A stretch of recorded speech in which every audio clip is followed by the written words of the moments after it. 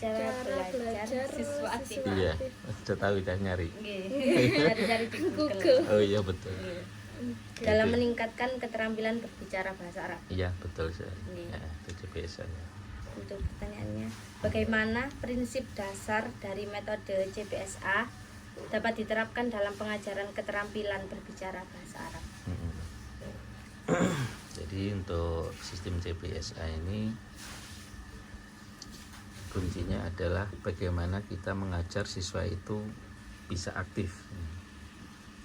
Karena itu sistem ini akan efektif kalau jumlah siswanya itu mungkin 9 atau maksimal 12, atau kalau lebih banyak lagi 20 itu sudah maksimal, itu baru bisa efektif. Ya, jadi kalau kelas sekolah ini rata-rata kan sampai hari ini bisa 35, bisa 40 kan itu cukup ya kurang efektif. Ya, kenapa? Karena metode ini harus semuanya itu aktif bicara. Nah, karena aktif bicara maka diperlukan seorang guru itu konsentrasi di dalam memperhatikan anak ketika bicara itu. Ya, karena itu kalau jumlahnya katakanlah 12 semuanya, 12 itu pemainnya dibagi kelompok itu menjadi 6 ya, 6. Jadi namanya 12 itu satu anak, satu kelompok itu namanya 2 atau 4 lah, 4. Nah, 4 anak ini nanti kita ajak bicara materi yang kita berikan 4 anak sampai dia lancar. Nanti terus baru 4 yang kedua, 4 yang ketiga, seterusnya gitu. Nah, sehingga kalau jumlah kelasnya besar itu kurang efektif. Kenapa? Karena kelompoknya umpamanya 6 umpamanya, kali berapa kelompok itu cukup makan waktu, sehingga ketika giliran terlalu banyak, giliran pertama itu nunggu terlalu lama. Nah ini akhirnya anak itu sempat diam. Ini juga satu kelemahan. Tapi kalau muternya itu 3 kelompok, 4-4 ya, ini kan cepat. Ayo kamu berempat bicara, ini kan cepat ya. Nah itu ya, meskipun pada awalnya satu bareng-bareng dulu, satu kelas dulu bareng, satu kelas untuk pengenalan apa yang akan disampaikan nanti. Setelah itu untuk penekanan lebih khusus biar anak itu maksimal di dalam kemampuan dalam bicara, itu 4 anak itu. Nah dari situ kita akan tahu potensi anak itu sampai di mana kemampuannya masing-masing itu. Itu yang pertama, bagaimana kita mengarahkan anak biar efektif bicara. Jadi yang banyak bicara itu bukan guru tapi siswa. Ya, guru itu hanya memberikan teori ya atau perintah ini. Nah itu baru nanti bisa aktif. Kalau guru yang bicara, nerangkan, gurunya ngomong bahasa Arab, muridnya ngikuti, itu tidak maksimal hasilnya. Itu sistem CPSA seperti itu. Terus niku tiap kelompok niku dibagi sesuai apa ya, jenjang pendidikannya apa pripun? enggak ya, satu kelas. Pokoknya satu kelas kan, satu kelas itu umpamanya rata-rata sekarang 35 itu ya. Itu sebetulnya kurang efektif. Jadi satu kelompok itu bisa, kalau cuma 4 itu muternya terlalu lama. Kan harus bicara semuanya nih. Itu terlalu lama muternya, sehingga kasihan yang giliran pertama itu nunggu kelompok yang lain, itu ini yang bikin lemah juga. Memang kalau memang terpaksa harus begitu ya bagaimana lagi. Hanya masalahnya nanti waktunya butuh waktu lama gitu. Katakanlah kalau 12 itu targetnya anak itu 3 bulan pokoknya. Kalau 30 anak itu bisa setahun nih. Ya, itu bandingannya seperti itu. Dan hasilnya juga kurang maksimal. Ya. Tetap kalau mau menggunakan seperti itu sistem per kelompok. Jadi kalau namanya 30 itu ya dibuatlah kata-kata kelompoknya itu satu kelompok itu 6 anak. Itu mungkin bisa, cuma nanti mesti ada 1-2 anak yang tertinggal, akhirnya hasilnya kurang maksimal. Tapi kalau 4 anak kan kita bisa memperhatikan ketika bicara itu. Nah, sebenarnya ada yang nomor 1. Nah, itu nanti jadi satu catatan guru untuk mengulang dia. Itu sistem CBSA. Jadi yang banyak bicara itu muridnya. Ya. Kalau untuk jamnya niku pripun? Jamnya itu sebetulnya kalau kelasnya banyak, jadi 60 menit. 66 itu kalau di sekolahan itu ya sekitar 1,5 jam atau berapa ya? 1 jam belajar itu kan sekitar 40. Nah, jadi kalau kita butuh seperti ini sekitar 60 menit, atau kalau pelajaran itu 2 jam, 2 jam pelajaran. Kalau 1 jam enggak tuntas. Niku pagi, malam atau sore? Ya terserah, kalau malam waktu nggak apa-apa, yang penting cari waktu yang, karena ini sistem CBSA ini membutuhkan lingkungan yang dingin, yang fresh, yang seperti itu. Kenapa? Karena kita nggak baca, nggak nulis, tapi langsung bicara. Jadi dibutuhkan otak maksimal, otaknya itu konsentrasi. Karena kita nggak nulis, tidak baca, langsung bicara. Itu kalau anak lemah kan mesti akan tertinggal. Lagi kalau jumlahnya banyak. Tapi kalau cuma satu kelompok 4 anak itu, ayo yang kompak bareng, diulang-ulang lagi. Harapannya cepat bisa nanti. Nah itu. Jadi waktu juga lingkungan itu sangat mendukung. Ya, okay. Kondisinya panas, itu tempatnya tidak nyaman, itu juga pengaruh banget. Iya. Nah itu.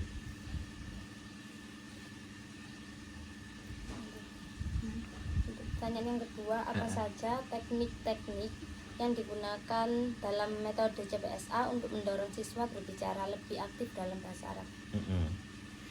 Ya, tadi kalau bersama-sama tadi klasikal bareng-bareng itu sifatnya pengenalan materi. Ya, pengenalan materi. Kemudian kalau sudah masuk ke kelompok itu sudah mulai potensi anak, sampai di mana kita mengetahui potensi anak. Jadi dari 4 anak ini ketika mereka bicara, guru itu harus konsentrasi maksimal. Siapa yang lancar, siapa yang enggak, itu harus punya catatan khusus. Jadi tidak asal, ayo istilah itu buat santai, enggak begitu. Jadi ketika ada catatan guru, anak ini lemah nih, satu catatan nih. Nanti ketika ada waktu tertentu, ya coba kamu yang keras untuk mengikuti biar seimbang dengan teman-teman lain. Nah, itu ya. Jadi tahapan pengenalan. Nanti tahapan yang kedua, kalau mereka sudah rata bicara, tahapan yang kedua itu adalah masuk pada muhadasah, percakapan. Nah, muhadasah di sini kita harus menyiapkan materi-materi pertanyaan yang terkait tentang judul itu. Nah, itu. Nah, biasanya ini satu catatan untuk antum-antum kalian. Kita ini mulai dari TK sampai perguruan tinggi itu, buku itu bentuk pertanyaannya sudah tertulis, ya kan? Nah itu. Dari situ akhirnya dari awal anak belajar bahasa Arab itu sudah nggak terdidik bagaimana cara membuat pertanyaan dengan mandiri. Kenapa? Karena sudah terbiasa membaca pertanyaan yang ada di buku. Nah di sini akhirnya pelajaran percakapan bahasa Arab itu yang paling sulit adalah bagaimana siswa itu lincah membuat pertanyaan. Nah itu. Nah dari situ untuk mengarah pada muhadasah, ini anak kita beri materi pertanyaan plus jawabannya. Nah itu. Coba sekarang kita buat pertanyaan, bahasa Arabnya ini apa? Pertanyaannya gini.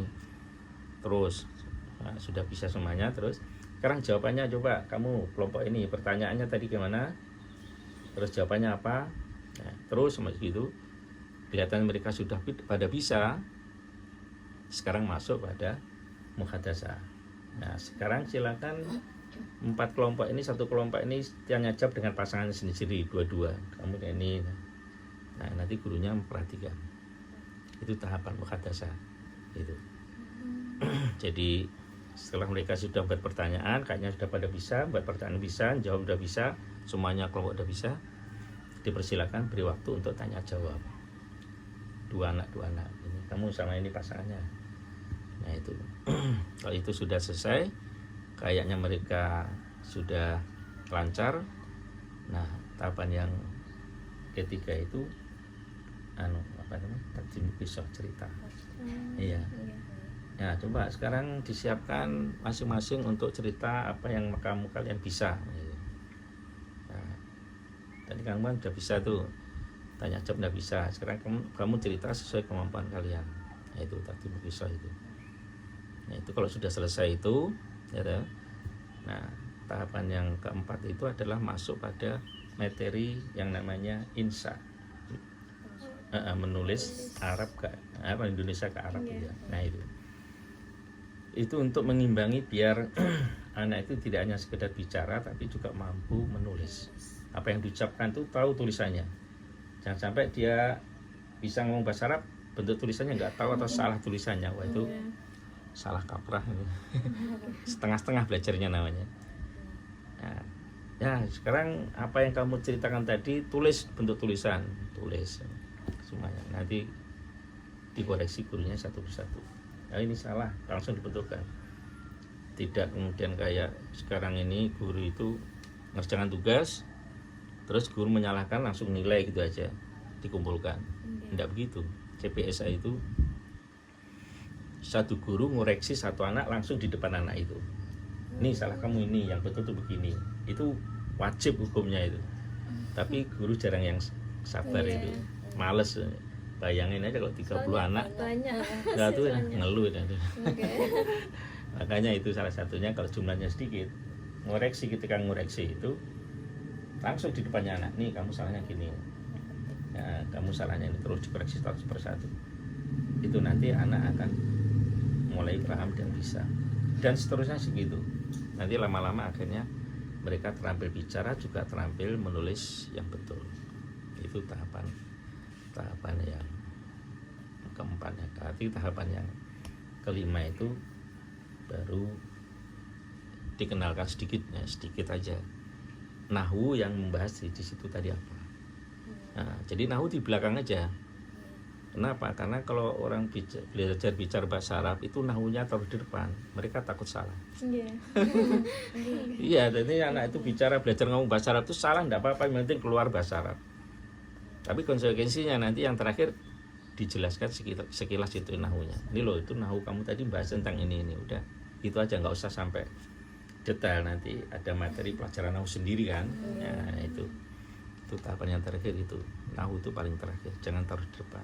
Kalau di depan nanti anak takut salah, akhirnya nggak mau bicara, takut.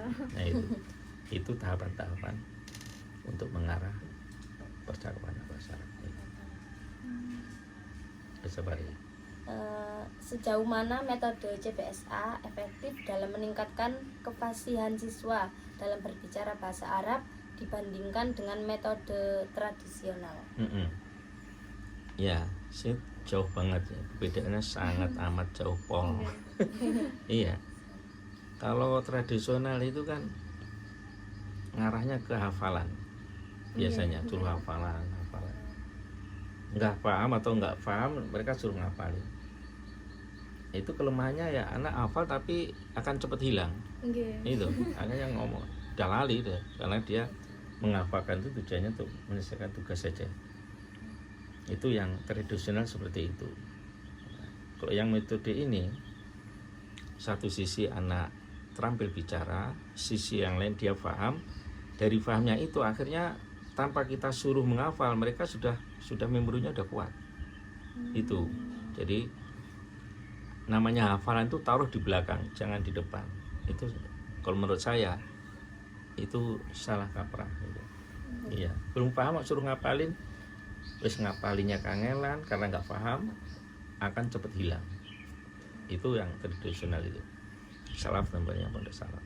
Nah kalau model kita ini, anak itu bisa dulu menguasai, paham yang dibicarakan itu dia paham.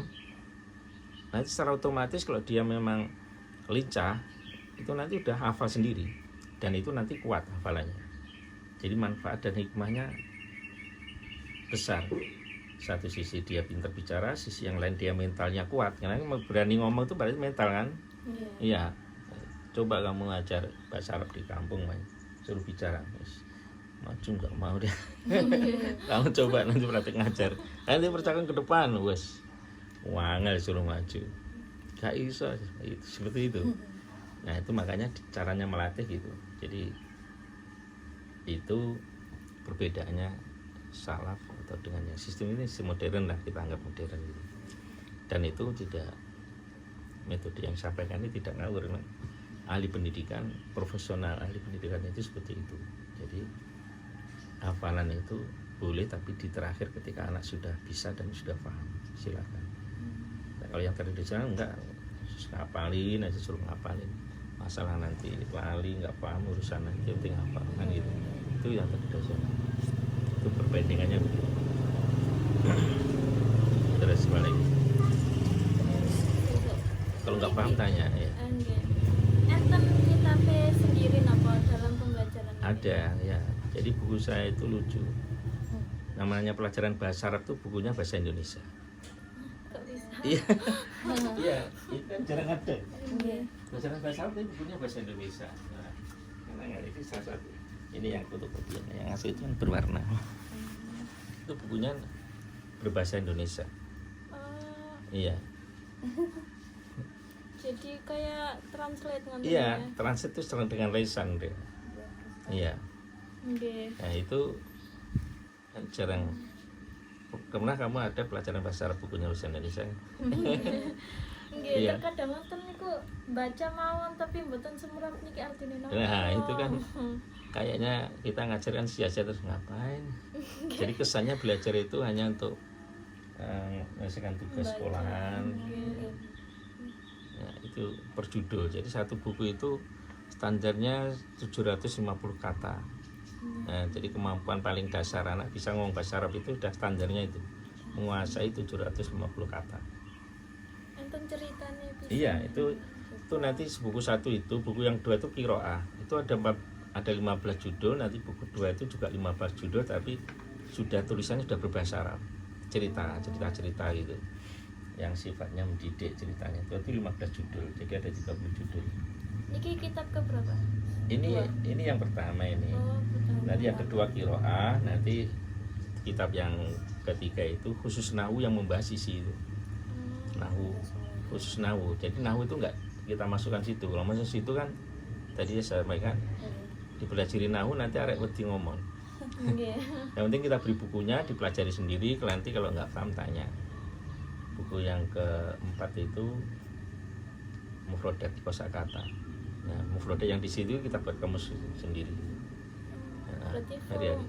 mufradat. Mufradat yang ada di sini. Jadi mufradat sehari-hari. Dijadikan satu. Iya, jadi satu. Kalau ini kan masih cerita, tapi kosakatanya di bawahnya. Ini kamus nanti yang buku yang kelima itu metode mengajar. Kita punya metode buku caranya mengajar itu yang sistem CBSA itu ada bukunya. Yang kelima. Diajari cara mengajar juga. Iya, itu nanti kalau di sini namanya metode yang terakhir itu metode mengajar 1 bulan, praktek ngajar di sini. Nanti pengabdian di pondok sekitar sini 2 bulan. Gitu. Nah, berarti ngajar itu nanti kita tanya gimana muridnya bisa ngomong enggak? Ya, banyak nggak bisa ngomong berarti dicari kesalahannya di mana. Oh, salahmu di sini, nanti diulang lagi. Itu metode mengajar itu ada bukunya. Jadi setelah ini menguasai nanti kan ini intinya percakapan ini nggak hanya untuk ngomong itu hanya untuk sebab bagaimana anak itu bisa membaca kitab salaf. Itu tujuannya ke sana arahnya. Kalau hanya bisa ngomong bahasa Arab untuk apa? Tonggone di WKB bahasa Indonesia. Tapi arahnya ke sana. Kita bisa ngomong bahasa Arab itu belajar nahwu itu lebih cepat, super cepat. Ya bagaimana tidak cepat? Karena apa? Karena kalau di pondok salaf itu suruh buat contoh kan nggak bisa, gimana nggak tahu bahasa Arab, kali contohnya koma zaitun, dzoroba zaitun, itu itu nggak akan bisa anak bisa beri contoh itu. Tapi kalau bisa ngomong bahasa Arab dulu, nanti setelah itu baru pelajaran nahu khusus. Nah, sekarang silakan buat contoh sendiri-sendiri. Mereka sudah punya hafal kosakata, udah buat contoh, nggak boleh sama, bisa. Nanti nahu sampai bab terakhir selesai, baru nanti praktek baca kitab. Terserah kitab apa, fikih apa, hadis atau tafsir. Sampai di mana dia memahami nahu dan bahasa Arab. Sistemnya sama pakai utawiku. Nanti satu kitab selesai, kayaknya mereka sudah bisa mandiri matalah kitab sendiri, baru praktek ngajar. Itu yang buku yang kelima itu. Itu ada target berapa bulan gitu? Ada targetnya. Kayak gini nih targetnya, kalau seminggu 4 kali tatap muka 3 bulan.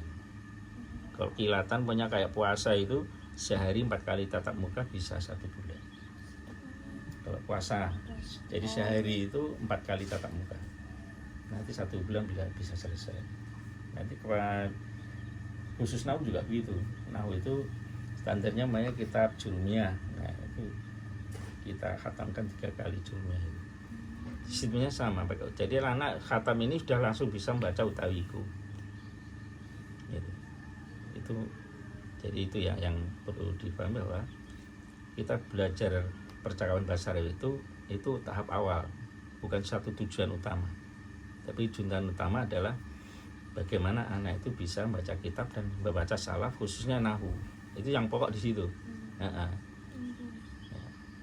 Kalau anak diberi nahu nggak bisa bahasa, coba bayangin gimana mbak contoh. Satu kelas dari baca itu melulu.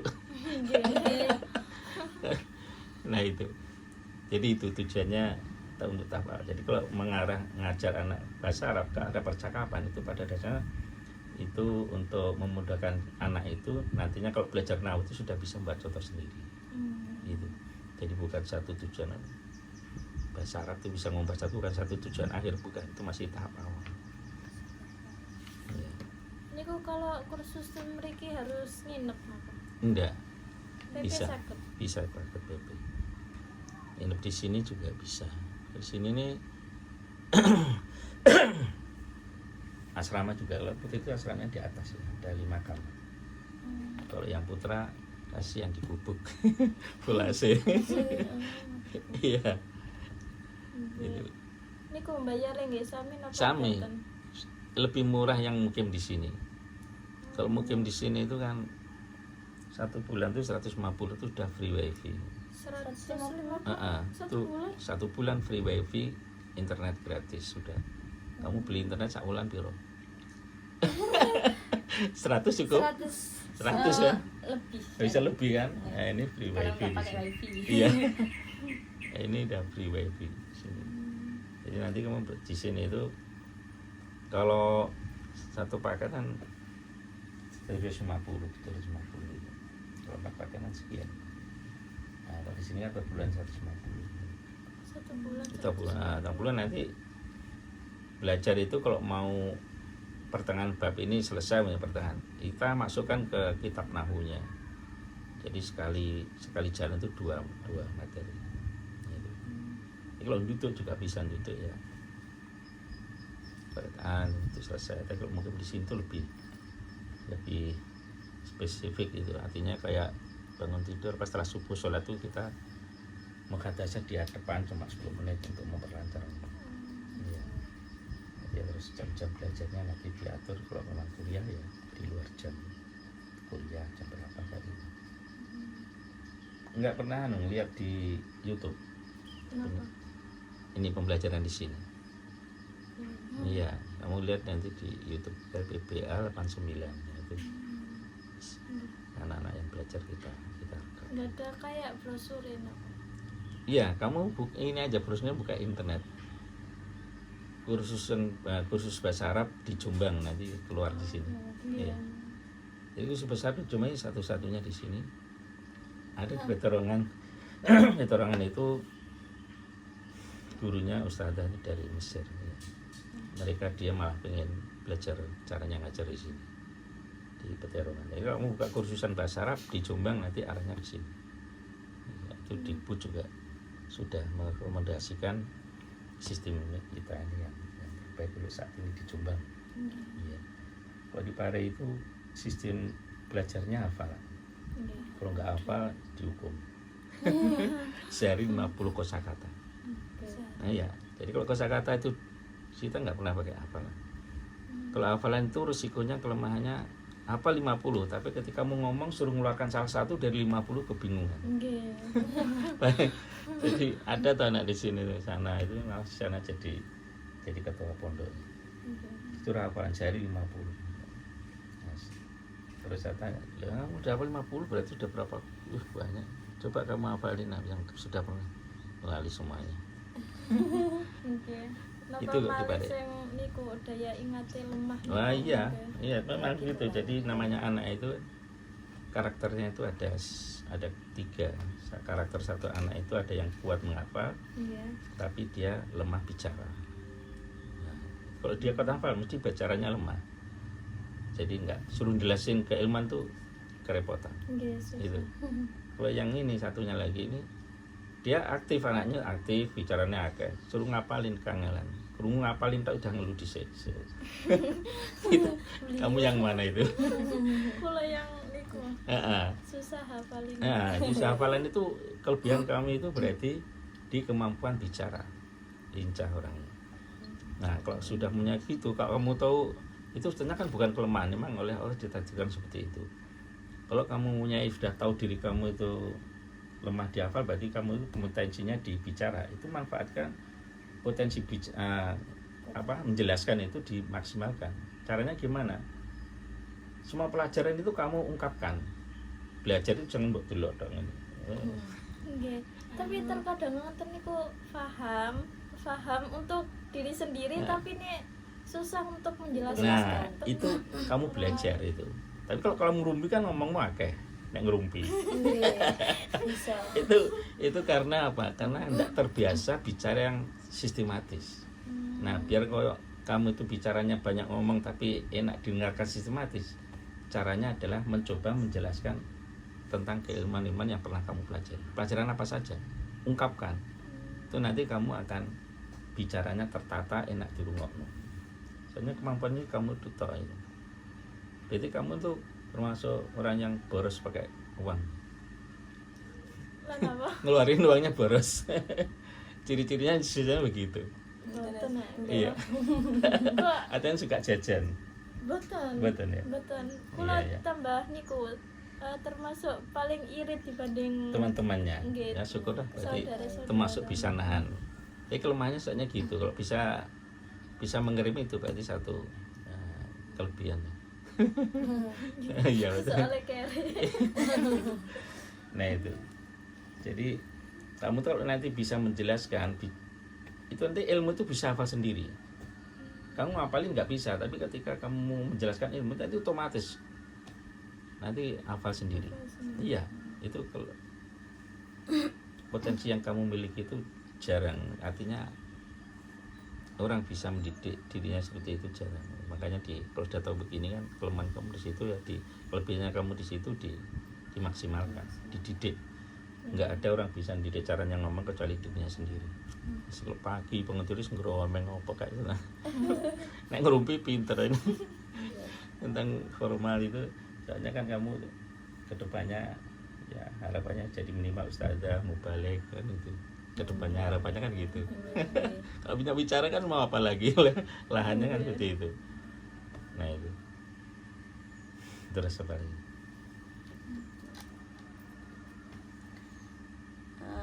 Apa saja tantangan yang mungkin dihadapi oleh pengajar dalam menerapkan metode CBSA dalam kelas bahasa Arab?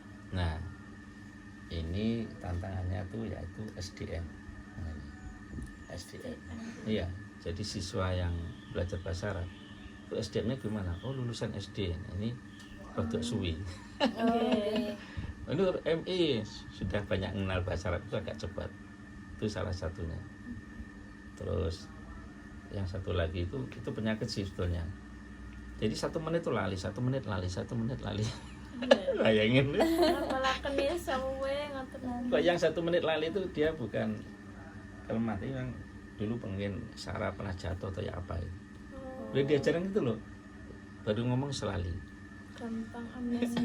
Itu penyakit memang. Dia punya mungkin sarafnya pernah jatuh atau ya apa itu. Itu juga satu kelemahan, sering lali. Tapi kalau mau menerapi terus itu dia sabar, kuat, terus lama-lama hilang. Iya. Kulo terkadang ngoten ya. Kulo niku tipe anak yang susah menghafalin tapi cepat hilangnya ngoten. Kalau cepat hilang tuh semuanya. Iya, kan itu sudah sifat manusia. Itu cepat hilang tuh. Nah, kalau pengen nggak hilang itu tadi kamu kalau memang ingin melihat menatap masa depan cita-cita kamu biar berhasil, banyaklah ngomong tentang keilmuan. Nggak ada cara yang lain. Iya. Ngerumpi boleh sekali-sekali. Karena ngerumpi itu merusak karakter. Boleh sekali, tapi kamu terus menjelaskan keilmuan, apa saja ilmu itu nanti akan mendidik menjadi kepribadian orang yang bicara itu enak di rumah. Itu kalau sudah tahu pribadi kamu itu mahal bisa mengatai pribadi orang pribadi sini. Banyak kan orang nggak tahu kelemahannya apa itu, nggak tahu kelebihannya apa nggak tahu. Nah, ini sekarang kamu sudah tahu, nah, binalah diri kamu dengan cara seperti tadi. Kalau pengen bicaranya bisa bagus, cobalah menjelaskan keilmuan-keilmuan yang ada kamu pelajari. Pasti kamu pintar ngomong, sisi yang lain ilmu nanti akan otomatis menghafal sendiri. Iya, nggak mesti kamu hafal, suatu saat butuh ilmu itu keluar sendiri, ceret gitu. Nah, iya benar. Itu seperti itu anunya, prosesnya gitu. Jadi nggak perlu dihafalkan tapi diomongkan. Itu kelebihan kamu di situ toh. Kalau menghafalkan ya, lu ngafalin udah ngeluh. Baru ngafalin, masya Allah itu. Nah itu. Jadi kelemahannya itu tadi apa? Kesulitannya SDM-nya. Nah, kalau nggak kenal bahasa Arab, ya akhirnya bisa, cuma ya agak lambat. Iya. Beda dengan yang lulusan MI itu agak cepat. Ya, terus gimana ya kalau mau dipisah yang SD MI sendiri itu malah enak. Kalau dicampur pun juga ada untungnya, nanti yang lemah biar termotivasi dengan yang itu. Terus balik. Kalau mau belajar di sini niku enten kayak minimal usia. Enggak.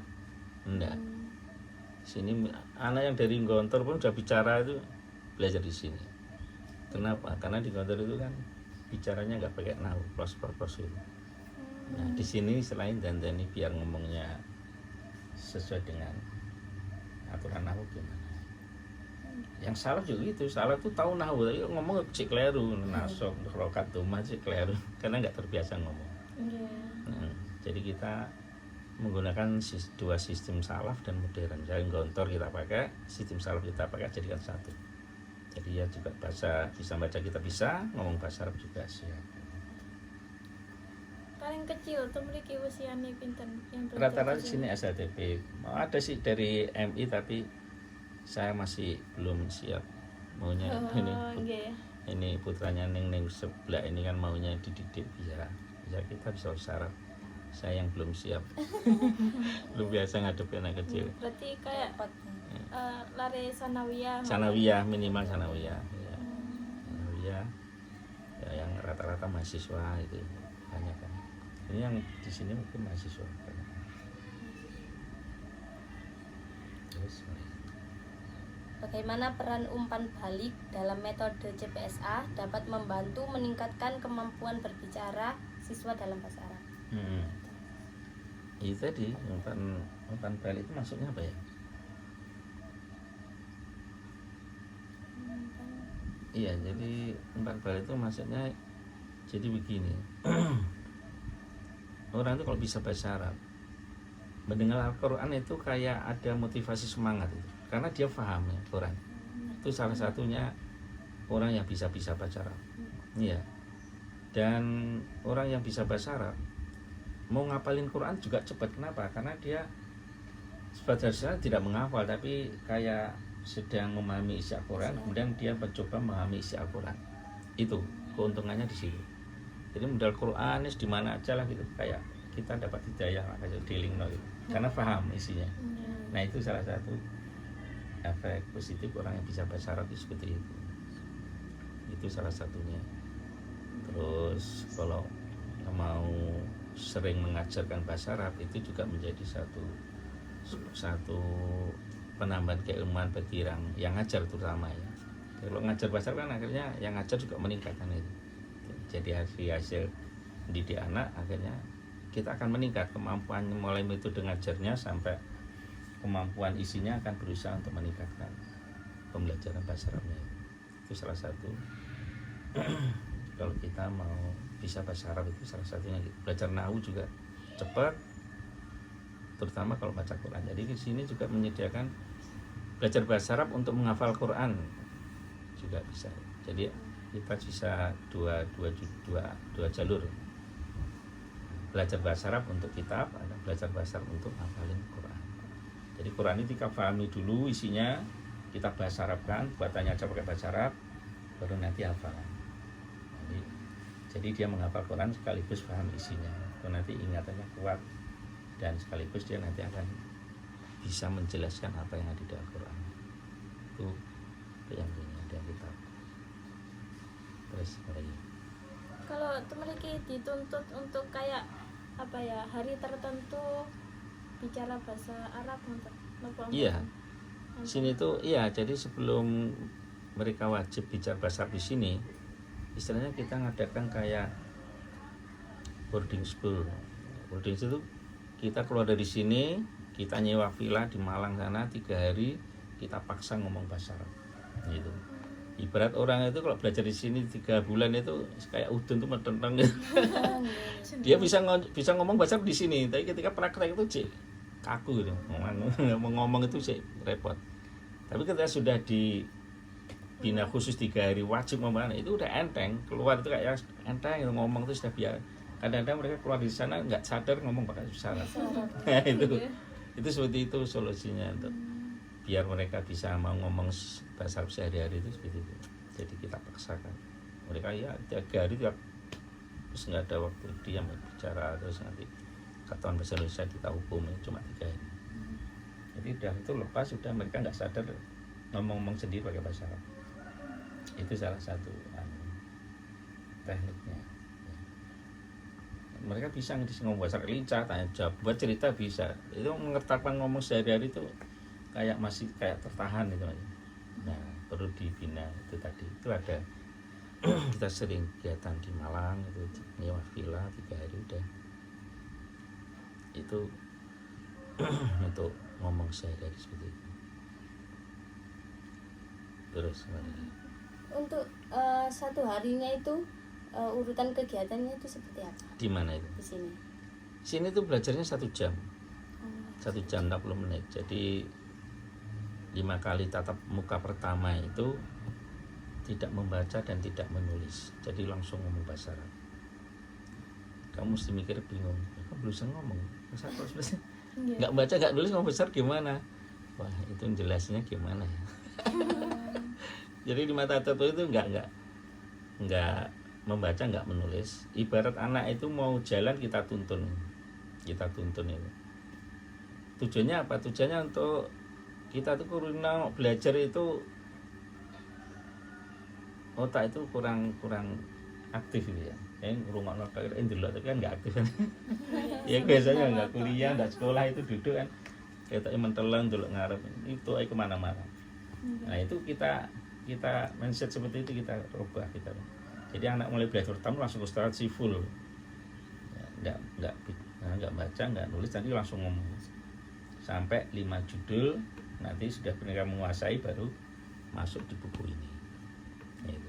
Itu untuk melatih otak ini yang enggak terbiasa langsung aktif tapi cuma dengan dengar dan melihat saja. Nah, kita rubah sekarang. Itu untuk mendidik karakter yang terbiasa cuma mendengar dan melihat, kita didik untuk karakter mereka aktif secara maksimal pikirannya, mentalnya. Nah, di sini belajarnya tinggal ngelamun nggak iso. Player carry. Nah itu. Apa saja strategi yang dapat digunakan untuk mendorong siswa yang pemalu atau kurang percaya diri agar lebih aktif berbicara dalam bahasa Arab dengan metode CPSK? Ya, itu hampir rata-rata seperti itu ya, anak itu yang baru belajar itu. Nah, solusinya gimana? Solusinya guru itu nggak boleh mengeluarkan kata-kata salah, nggak boleh, atau bahkan yang begitu goblok pokoknya gitu. Yang ada cuma betul dan betul sekali. Salah, iya salah, tapi betul dia lo bisa ngomong, cuma salah satu huruf aja nggak apa-apa. Kita mentalnya kita angkat gitu, nggak boleh kita. Atau namanya kamu berdua, ini yang ini lemah banyak, kita mau menembak yang ini tuh dari sini dulu, jadi nggak boleh coba kamu tok ulangi ya, itu kan jatuh mentalnya. Saking halusnya kita seperti itu. Hanya ada anak 5 itu, yang kelima itu lemah banget, kita nggak langsung ke dia, masih ke 4, 1, 2, 3, 4, baru ketika 5 ini ayo terus lagi 4 kali 3 kali.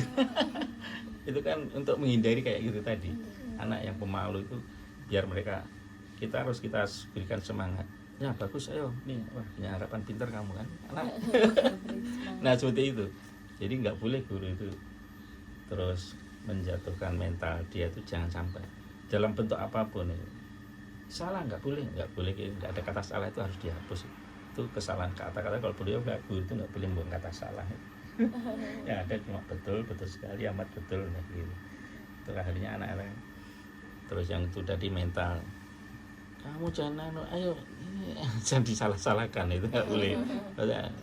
Ini kamu malah didorong semangat, itu nanti anak akhirnya akan cepat bisa nanti mengikuti dengan teman-teman yang lemah gitu. Jangan sampai seperti itu. Apalagi yang killer kan masalah. Dan mereka antara berapa kur? Saya sendiri. Ya, jadi anak di sini nih yang sudah pintar ngajar semuanya ya, praktek ngajar sudah selesai, diambil ke sekolah-sekolah yang lain. Ya, di sekolah yang dosen yang SMA dimintai, terus ada juga sudah punya mendirikan lembaga bahasa Arab di rumah-rumah mereka di Jawa Barat dan itu. Jadi lulus ya sudah, mereka sudah mandiri ngajar di mana-mana. Karena suruh bantu sini mereka sudah udah kesel di sini belajarnya kan mahasiswa. Ya itu. Kalau yang PP niku belajarnya niku pas terserah, disesuaikan. Kamu kuliah jam berapa? Saya nggak ada kegiatan, udah sewaktu-waktu. Makanya sam bisa kamu bisa belajar. Makanya satu belajar itu 1 jam. Berarti 1 hari 1 jam awan. Kalau dia mau semangat bisa sehari 2 kali ya sama maunya lah gitu. Pokoknya pas liburan panjang banyak pengen pagi sampai sore 3 kali tatap muka, nanti kamu nggak usah pulang, istirahat di sini, nanti malam baru pulang, nggak apa-apa. Banyak liburan panjang, kamu tadi kan liburan panjang nih. Liburan panjang mahasiswa berapa bulan? 2 sampai 3 bulan sak molor ya. Ada setengah sak molor lah 3 bulan. Jadi ya tadi liburan setengah tahun, liburan pertengahannya saulan, liburan akhirnya 3 bulan, 4 bulan libur belajarnya cuma berapa bulan, 6 bulan. Banyak liburnya. SPP-nya tetap tapi. Karena udah mahasiswa kini harus pintar-pintar ngisi waktu bener. Banyak liburnya soalnya. Terus dari bagaimana metode CPSA dapat disesuaikan dengan berbagai tingkat kemampuan siswa dalam berbicara bahasa Arab? Ya, jadi ilmu dengan metode mengajar itu lebih tinggi metode mengajar. Punya ilmu nggak punya metode, mati kutu udah. Gak bisa. Mendingan nggak punya ilmunya sedikit, tapi untuk dia menguasai metode mengajar itu nanti ilmu akan terangkat. Nah, jadi harus menguasai metode mengajar. Anak-anak yang dari Mesir itu suruh bahasa Arabnya tiap hari udah ngomong bahasa Arab, kita bahasa Arab. Suruh ngajar bahasa Arab, angkat tangan nggak punya metode dia. Nah, itu. Makanya di sini kita beri metode mengajar. Biasanya kan orang itu loh rahasia lembaga, kalau di kita nggak punya rahasia, kita punya dakwah. Lillahi ta'ala menyebarkan agama Allah, bahasa Al-Quran. Kita beri kuncinya, kita berikan anak-anak terus sampai di sini. Main praktek di sini 1 bulan, nanti terus langsung pengabdian. Banyak pondok yang mau, seneng banget santrinya jadi diajar untuk praktek ngomong bahasa. Pengabdian itu berapa? 2 bulan. 2 bulan. 2 bulan. Jadi 1 bulan praktek di sini depan saya, nanti muridnya koncone dhewe. Nah, caranya gimana? Yuk, ya. Tadi yang keliru, ini yang betul gini ya. besok lagi 1 bulan kayaknya sudah bisa menguasai, kita hubungan dengan pondok sekitar untuk pengabdian 2 bulan. Jadi mereka pulang itu minimal sudah punya pengalaman. Banyak juga yang udah langsung pengabdian langsung jadi guru di situ. Nah, ini ada karena sudah cocok, anaknya juga bisa ngubah cara, suruh ngajar di Pondok Putri itu. Ini kok dimintain. Iya, otomatis karena tahu santrinya pada tertarik, dia seneng ya kan, belajarnya itu fresh itu loh, nggak pernah ada kata muring-muring atau kata jinggung perasaan atau isinya guyon, res santai. Kenapa? Karena ngandalkan otak 1 jam itu kalau nggak dihibur dengan hiburan-hiburan yang bikin seneng, sungguh capek 1 jam. Nah, udah capek banget. Nah itu kalau kita punya trik-trik itu biar anak itu senang, akhirnya suruh ngajar di Pondok Putri, pengabdian di situ terus sampai hari ini ngajar di SMA, di UNES, dosen ya. Termasuk Pak Kodir itu dulu dekan besar kan BPA. Iya, Pak Kodir kan diajak Pak Kodir kan, metode yang iya pernah belajar di sini nih. Berapa bulan? Dulu saya nggak lupa aja itu berapa pada dulu sampai kitab belinya. Iya tuh masih kagum, insya Allah alhamdulillah kok masih, saya kira udah nggak ada.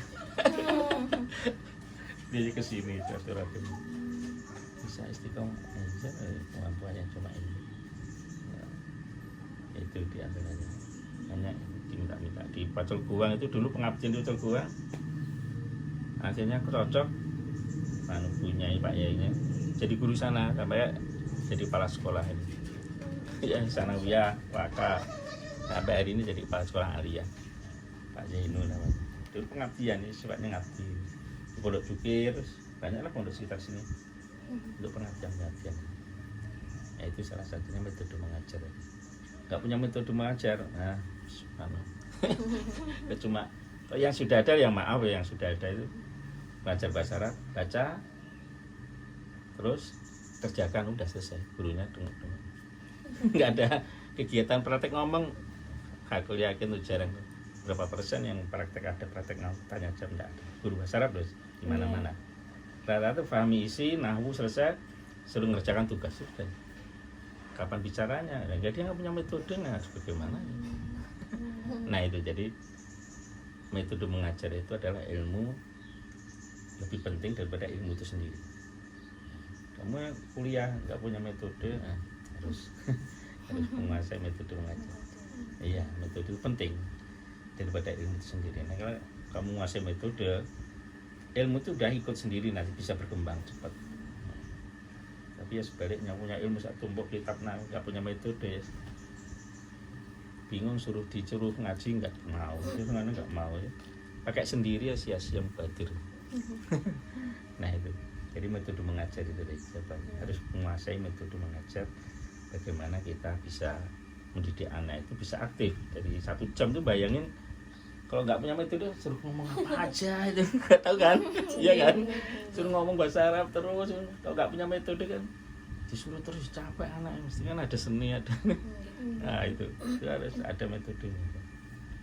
Sekali lagi itu metode mengajar, bagaimana siswa itu aktif, nggak hanya sekedar seru ngobrol tinggal 1 jam tinggal turun, nggak bisa. Jadi guru tuh menang tapi konsentrasi melihat anak ini yang lemah ini, nanti berarti ini satu saat ini harus ditatar ini.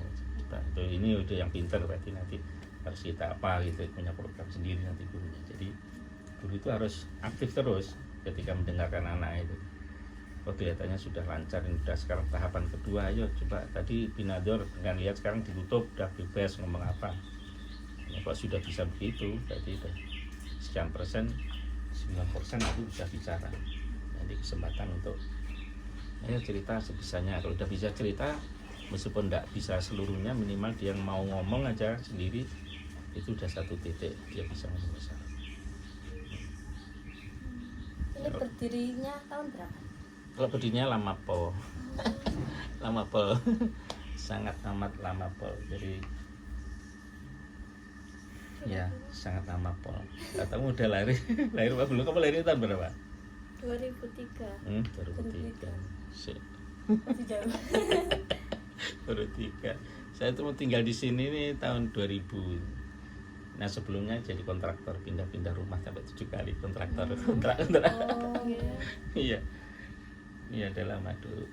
Dulu itu sebelum Tebireng ada full day, per 3 bulan tuh anak 150 anak yang belajar anak Tebireng di sini sebelum ada full day. oke. Nah jadi jam 1 pulang itu anak pada cari tambahan ilmu, termasuk belajar bahasa Arab. Setelah ada full day, anak nggak bisa keluar, sayang ditarik suruh ngajar di dalam. Ya, itu udah lama banget ya, sampai bisa beli tanah ini yang bangun ya anak-anak. Kira-kira nih bener semerangnya. Apanya? Kira-kira Tahun.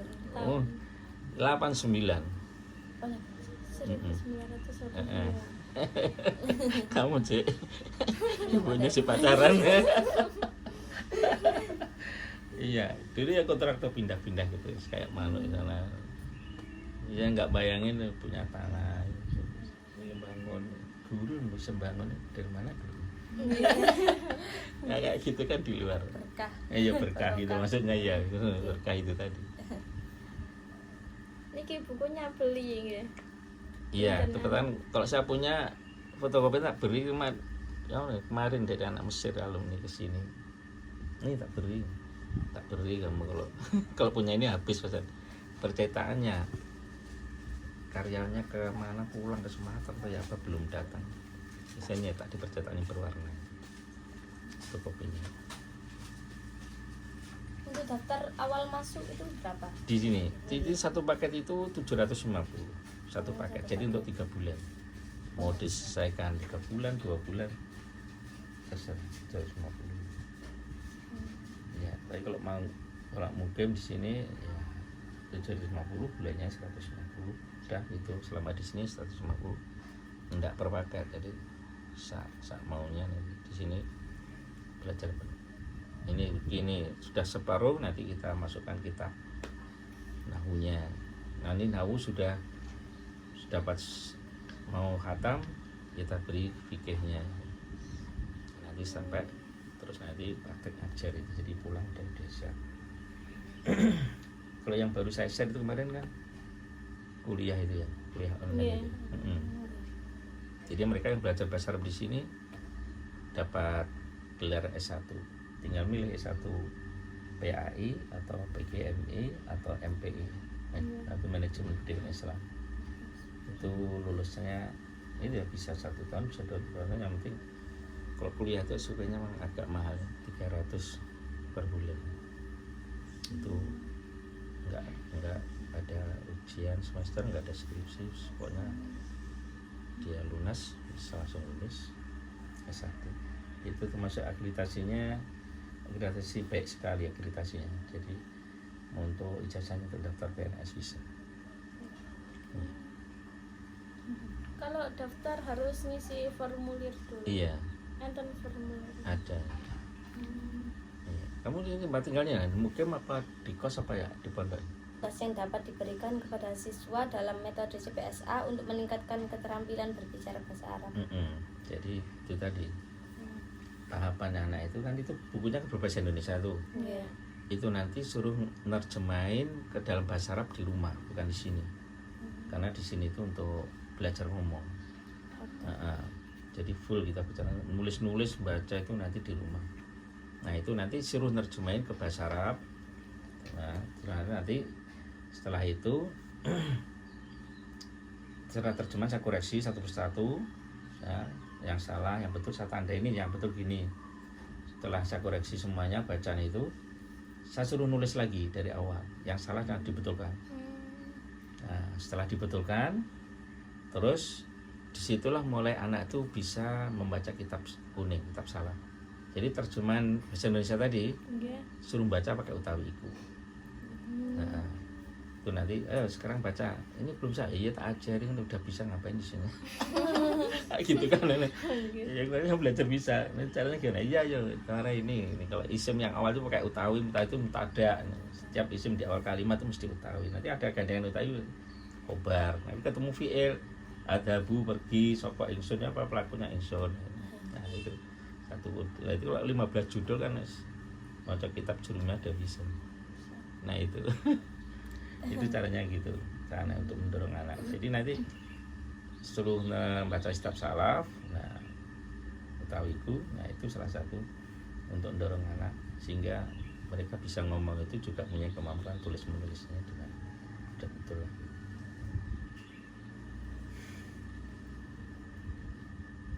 Bagaimana integrasi teknologi dapat memperkuat implementasi metode CPSA dalam pengajaran keterampilan berbicara bahasa Iya, Arab? jadi kita sesekali itu tadi kita setelkan video bahasa Arab. Ya, sebelumnya itu kita cari kosakatanya, kalimat-kalimat yang mereka nggak paham kita tulis dulu. Nah, setelah itu sudah mereka mendengarin apa isi ceritanya, kata-kata yang sulit dibahas. Nah, setelah itu terus mereka suruh tanya jawab tentang judul cerita itu. Nah, itu. Entah itu bentuk drama atau anak-anak biasanya untuk menarik itu kartun pakai bahasa Arab, nah, kan enggak. Nah, itu difahami dulu apa yang diinspirasikan. Makanya sudah bisa, kalau sudah tahu, suruh tanya jawab dengan teman-temannya tentang judul tadi. Tanya udah bisa, udah sekarang kamu cerita tentang cerita yang ada tadi pakai bahasa Arab. Udah bisa begitu, nah itu salah satu teknologi.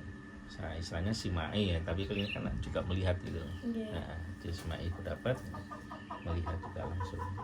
Itu kalau teknologi seperti itu.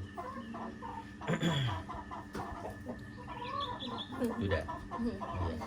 Minum.